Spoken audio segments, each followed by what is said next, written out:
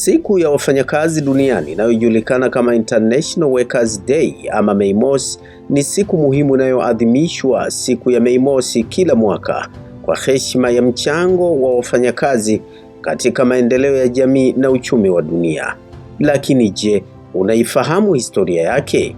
Ina mizizi katika harakati za wafanyakazi wa karne ya 19 hasa nchini Marekani, ambapo wafanyakazi walikuwa wakipigania haki bora za kazi. Na hii ni TriGen Media. Mwanzoni mwa mapinduzi ya viwanda, wafanyakazi walikumbwa na mazingira magumu ya kazi, ikiwa ni pamoja na saa nyingi za kazi, wakati mwingine hadi saa 12 ama zaidi kwa siku, bila mapumziko ya kutosha ama mishahara ya haki. Hali hii ilisababisha kuibuka kwa harakati za kudai kupunguzwa kwa muda wa kazi hadi saa 8 kwa siku, kauli mbiu iliyojulikana kama saa 8 za kazi, saa 8 za mapumziko na saa 8 za maisha binafsi.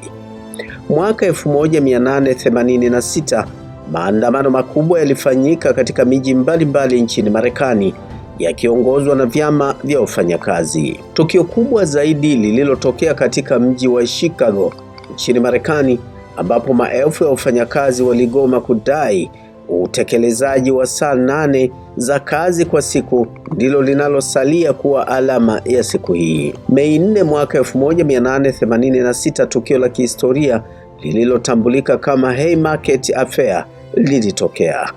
Wakati wa mkutano wa wafanyakazi uliokuwa ukiendelea kwa amani, bomu lilirushwa kwa polisi na kusababisha vurugu kubwa.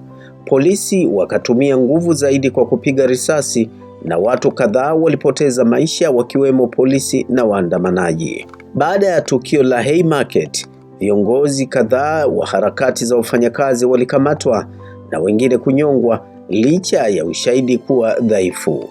Tukio hili liligeuka kuwa alama ya mapambano ya haki za wafanyakazi duniani kote na lilichochea mshikamano wa kimataifa miongoni mwa wafanyakazi.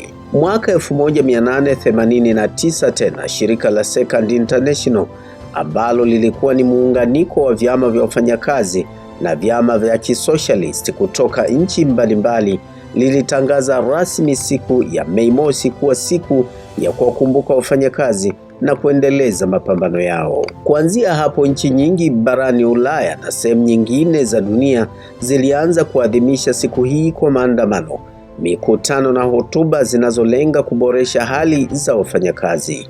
Hatua hii ilichangia kuenea kwa dhana ya haki za wafanyakazi kimataifa.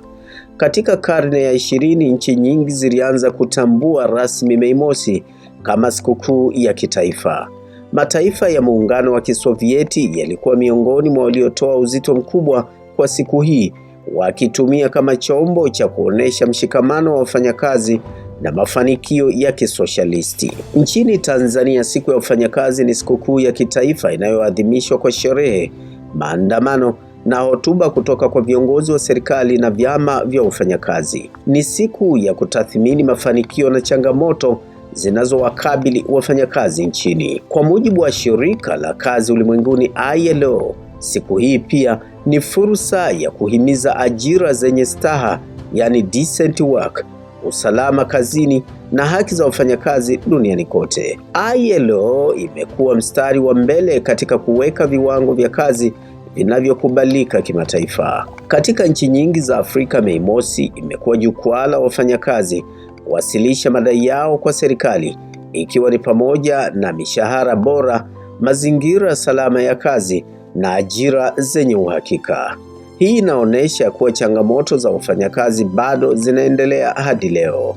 Ingawa baadhi ya nchi kama vile Marekani na Canada inaadhimisha siku yao ya wafanyakazi, yani Labor Day, mwezi Septemba kila mwaka, Mei Mosi bado inabakia kuwa alama ya kihistoria kwao katika harakati za wafanyakazi duniani. Kwa mujibu wa History.com, tukio la Haymarket lilikuwa kichocheo kikubwa cha kuanzishwa kwa Mei Mosi kama siku ya wafanyakazi, likiwa somo la umuhimu wa haki za msingi za wafanyakazi na uhuru wa kujieleza.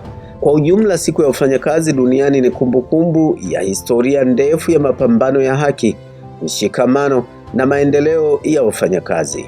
Ni siku ya kutafakari mafanikio yaliyopatikana na kuendelea kupigania haki na ustawi wa wafanyakazi ulimwenguni kote. Hii ni TriGen Media.